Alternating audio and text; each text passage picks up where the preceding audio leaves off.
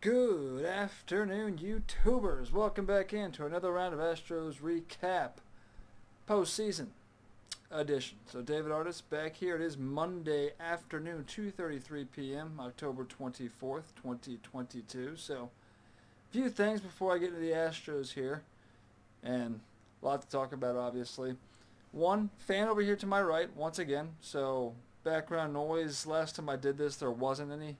But there might be this time, I'm not sure.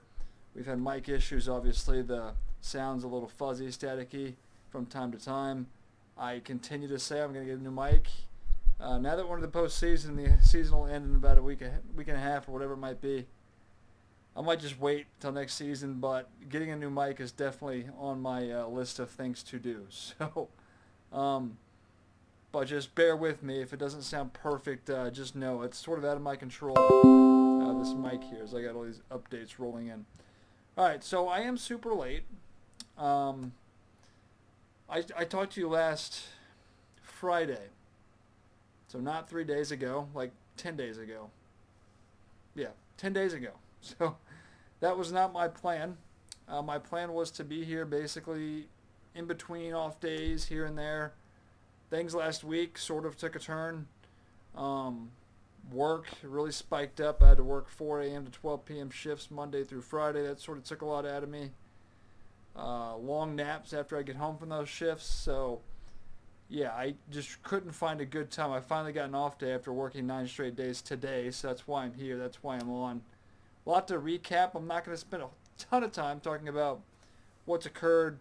I do want to look forward to the World Series, obviously. The Astros swept the Yankees after sweeping the Mariners, so 7-0. Things couldn't be going any better for the Astros right now in the playoffs, as they have won the AL Pennant now for the second straight year. And, yeah, we're back in the World Series. So a lot to be excited about if you're an Astros fan, obviously.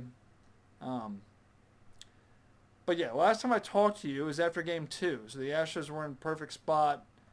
They go into Seattle. Offense was pretty non-existent. McCullers was good. But, yeah, it was the crazy 18th inning. Jeremy Pena hits the home run in the top half of the 18th inning.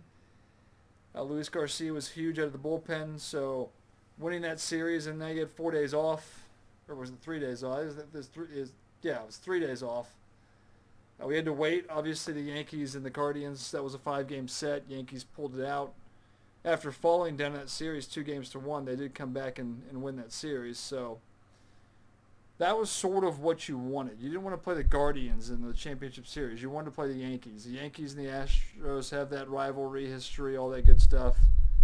So that was sort of what you wanted. So, yeah.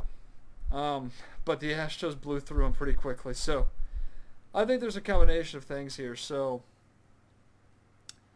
the Yankees really just didn't even show up, it felt like, especially games 1 and 2. They struck out a ton. I do have to credit the Astros pitching. Obviously, that's sort of their calling card. That's why they're as good as they are.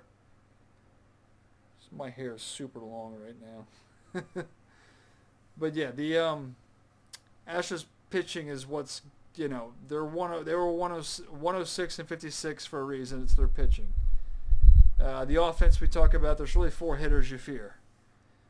And one of those hitters has done nothing, basically. And Altuve got a few hits. He's got like 2 hits. I think he had a hit apiece in games 3 and games 4, but he was 0 for 25 going into that, so he hasn't done much of anything. But he's been non-existent. You look, Bregman's been good. Alvarez has been good. But even Tucker hasn't done a whole lot. But those are the 4 hitters you usually expect to that's where you expect your offensive production. And we talk about one more guy stepping up, and that happened to be Jeremy Pena, who we'll get to in a minute. So, but yeah, pitching. Pitching was the reason. I just felt like the Yankees in games 1 and 2, the Astros didn't really, have big offensive outbursts. I mean, their highest scoring game was game 1 against the Mariners, where they scored 8 runs, and 5 of those runs came in the last 2 innings. So their offense really hasn't been a juggernaut. Now, we know in the postseason that it really comes down to pitching and defense. You hear that all the time. It's something that just plays over in my mind. Pitching and defense. Pitching and defense is what what you need if you want to be a postseason team that has success. So, yes. And their pitching has been good now. So the crazy game, yeah, obviously in Seattle to wrap up that series, sweeping them. Not a whole lot to talk about unless you're a fan of pitching. McCullers was good. Bullpen roll call. I just remember Garcia going the final 5 or 6. And, at that point, the Mariners had basically run out of pitchers, and obviously they're playing for their playoff lives at that point. But getting the win there, having your off days, so they were off obviously Sunday, Monday. When did they start? Tuesday, Wednesday, Thursday, Friday, Saturday. No, they started on... ALCS started on Wednesday, I want to say. Let me think here. Yeah, I want to say it started Wednesday. That sounds right. Wednesday. Thursday. Thinking. You know what? I'm going to pull out the phone. I think I'm correct on this, but just to be sure, we're going to look at this just briefly here. But we talked about how they had 5 days off, obviously, when the season ended. After they swept the Mariners, they had 3 days off. And now they have 4 days off, as they don't play their first game of the World Series until Friday. So, yeah, you've had a lot of days off in between here, but, I guess that gives you a chance to set your rotation. But in Game 1, the Astros win 4-2. Obviously, Verlander was a little shaky to start. Again, had another week off, basically. Another 7 days off. So, yeah, again, that's... And if he pitches Game 1 against the, World Series here on Friday, which I suspect that will be the case, that will be basically 8 days off. So, Verlander's getting, I think, more rest than he'd prefer, but that's just the way things go in the playoffs. So, but yeah, you won that 4-2. Verlander really settled in, so he wasn't dominant the first few innings. He gave up a second-inning home run to Harrison Bader. That was the only run I think he gave up. Yeah, so he was a little shaky to start, but he settled in. He went 6 innings, struck out 11 guys, only walked 1. 3 hits, the one home run he gave up, but Verlander did good. You can't ask for more than 6 innings, 1 run from anybody, really. But, yeah, he threw 103 pitches, so it was time to get him out. Neris came in, got the hold, did a good job. Now, Neris we'll talk about, a guy I'm not comfortable with when he enters the game, but he's done his job for the most part. Not so much yesterday, but we'll get to that in a second. Montero's been good. Montero, he actually gave up an earned run, walked a guy, gave up a hit, so it wasn't perfect in this game. In fact, they had to go get him. He couldn't get out of the 8th inning after he struck out the first 2 guys. It looked like he was going to strike out the side, but allowed a walk.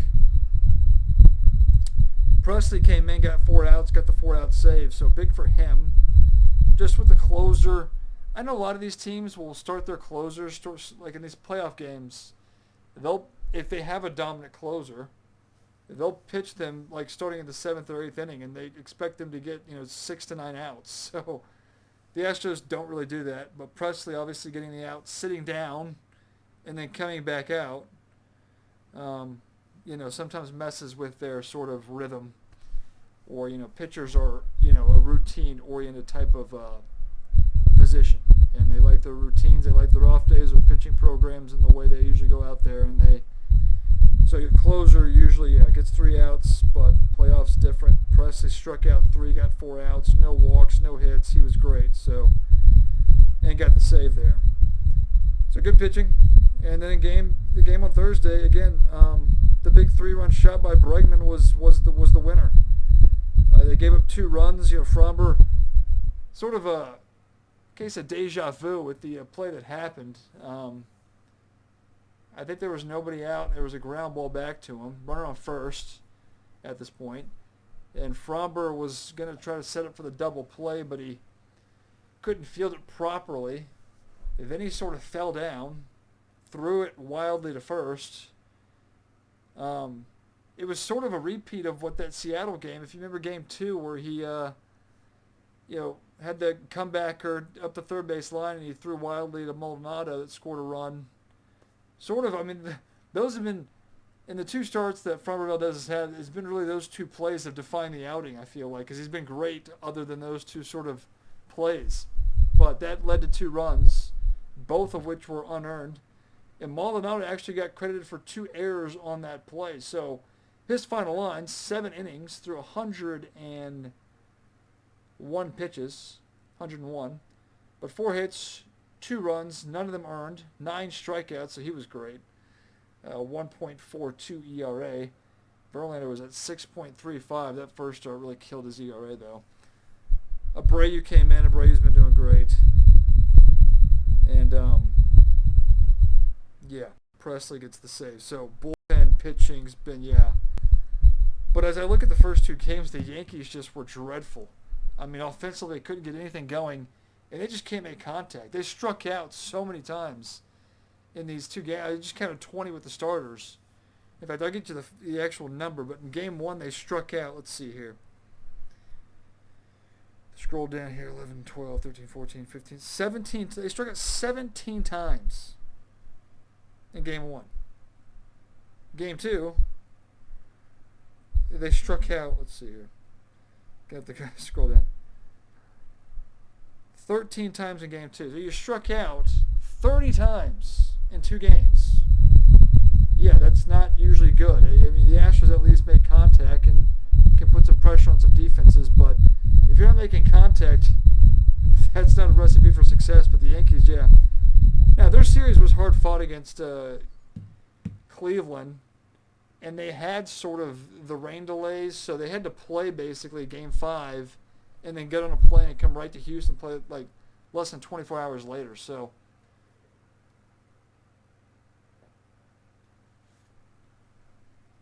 if the Yankees want to blame sort of the hard-fought series on their inability in games 1 and game 2, I mean, these are close games. Like I said, the Astros offense hasn't been top-notch. I mean, but as I look at the pitching lines, those have been. And that's just been the normal year, basically. So, yeah, they win games, obviously. They have the day off. They go into Yankee Stadium Saturday, obviously. Javier got the start here. This was a crazy to think about this. So, McCullers, this is the most McCullers thing ever, apparently hurt his, I don't know what the story is. During this champagne celebration after beating the Mariners, bottle or something hit his arm or hit, I don't know if it was his arm, but it hit some part of his body. Oh my God, this is just the most Lance McCullers thing ever. So apparently he got pushed back. I don't know if that's true or what, but that's, oh my God. Yeah, so Lance McCullers got hurt, basically. Hurt to where they needed to push him back a day. So that's why he got the start yesterday. He was not very good, but before we get there, Saturday's game, 5-0. Yankees got shut out. Christian Javier was great. Bullpen was great. Big hits, obviously. Chas McCormick, who had a home running game on the game on Wednesday. Need to talk about this. I seem to always do this. I don't know why, but I leave out the offense. The 4 runs they scored on Wednesday. We talked about Bregman's big 3-run home run. That was the big swing. The only 3 runs they scored on Thursday, but we had a home run barrage after it was tied 1-1.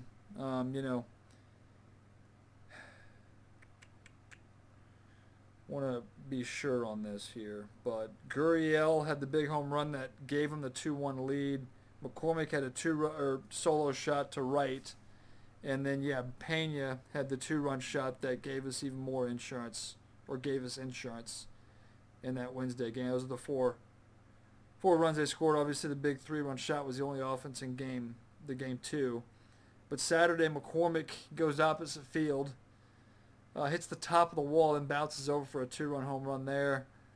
I think Vasquez had a big hit. He also caught Javier in this game. But yeah, Vasquez had a 2-run single that was sort of icing on the cake after we had a sac fly early in that inning, but again, the Yankees couldn't hit. Javier, he only went 5 1/3, but walked 3 guys, only 1 hit, struck out 5. Benares got 2 outs, clean 2 outs to get through that 6th inning. Stanek struck out the side, 1-2-3 7th. Hunter Brown got 2 outs. He actually walked 2 guys. That's why Montero had to come in to finish off that 8th inning. And then Abreu got the 9th, gave up 2 hits, also struck out 2, but shut him out. As I count the strikeouts here, 6, 7, 8, 9, 11. It's 11 strikeouts. So again, I mean, the Yankees are just striking out too much to... Yeah. And then yesterday, the Yankees get off to a 3-0 lead as McCullers didn't really have it. But the big 4-run third, Pena 3-run shot home run. This Pena stepped up, man. I mean, crazy. And they Gurriel a single to put him ahead. Yankees came back as they fought back, and they took the lead. They got a single run in the 4th. They got a run there in the 6th. And in the 7th, you had that big error. You had a big error there in the 7th where they had a double play opportunity that wasn't executed. And the Astros ended up tying it with a Yordan Alvarez seeing eye single, exploiting the vacated side. Well, he pulled the ball. It's sort of in between first and second base, but I think they had he found the hole basically. And then Bregman had the inside out single to 6-5, and then able to close it down there. So, but McCullers went 5, 8 hits, 4 runs, 3 earned, struck out 6, walked a batter. Nares gave up the home run that at the time was not good because it tied the game, I want to say. Or might have given them the lead. Yeah, gave them the lead. The Harrison Bader hit his 5th home run of the playoffs. But yeah, that was the one thing. Nares, you're always a little just not comfortable with him. But didn't cost them the game. Abreu came in solid inning there in the 7th. Montero gets the 8th, and Presley got the save in the 9th. So yes. But yeah, talking points as we move to that. Switch over to the National League briefly here. So the Phillies won the pennant there, the National League. So that's who we play.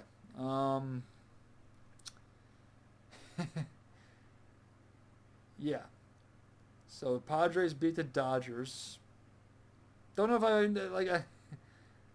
if I brought that up last time. I don't know if that series was decided. I don't think it was. The Padres beat the Dodgers in 4. That was a shocker. That was definitely an upset there.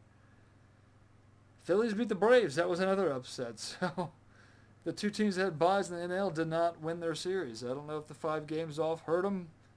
You can make that argument if you'd like.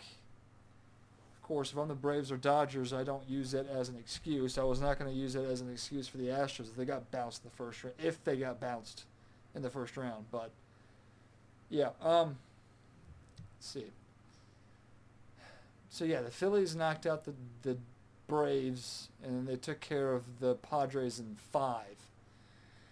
So the Phillies have that feel of like the 2019 Nationals or even last year's Braves, NL East team. Astros have lost to both those teams in the playoffs, so. But the Astros need this. They need this bad. They need this World Series bad. The reason I say that, if validation is a key word. Remember that word, validation. The Astros won in 2017, but that's tainted. Any way you want to look at it, I can be a homer and say everybody cheats and blah, blah, blah. It didn't matter. They're going to win anyway. Blah. I can make all these arguments that, and some of those arguments are fair. I'm not usually that homer type person. I look at both sides.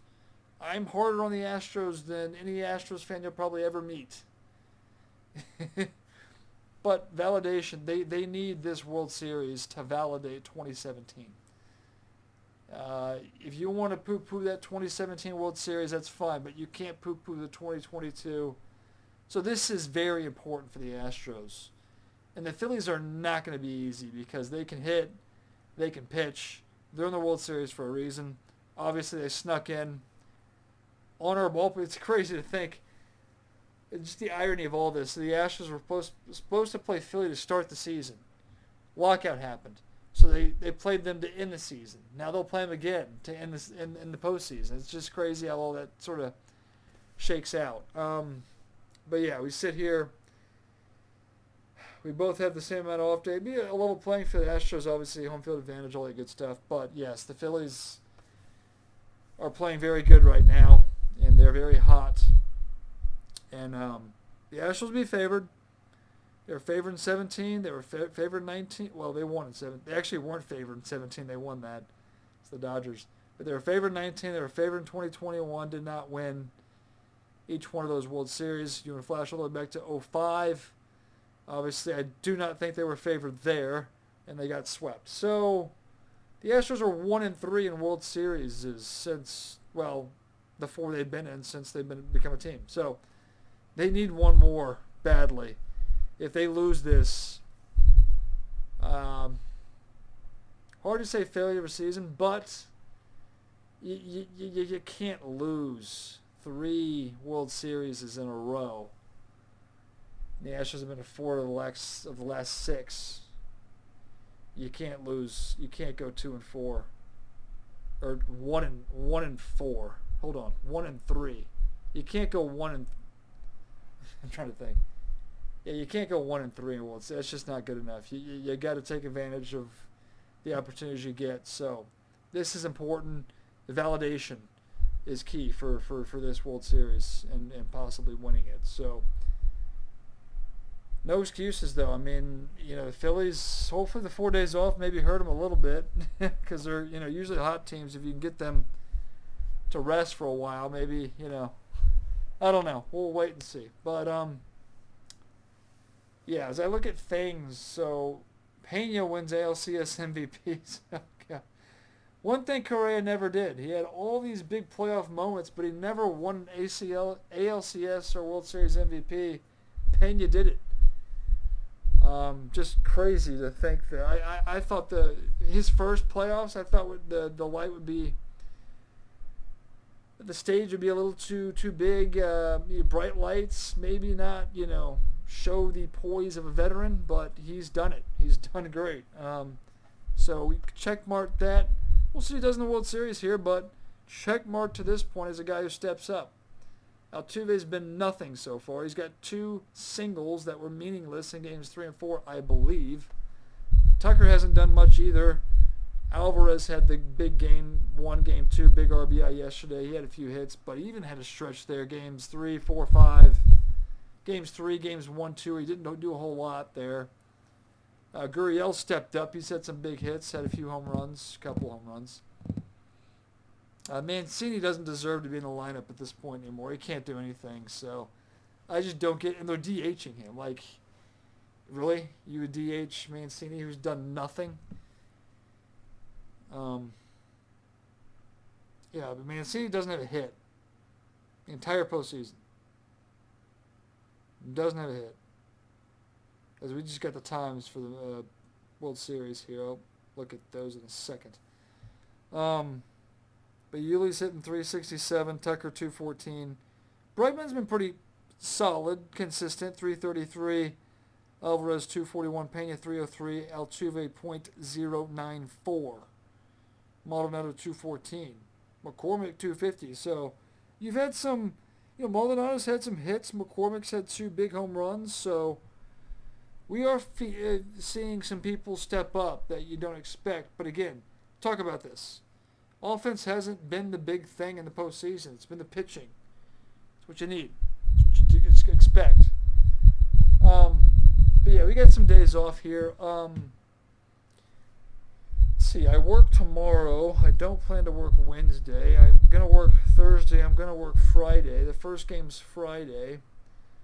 I'm debating on whether I want to get on to set the stage for the World Series, which is something I sort of want to do. But it just depends if my sleep schedule and time allows that to take place. So I don't know. But yeah.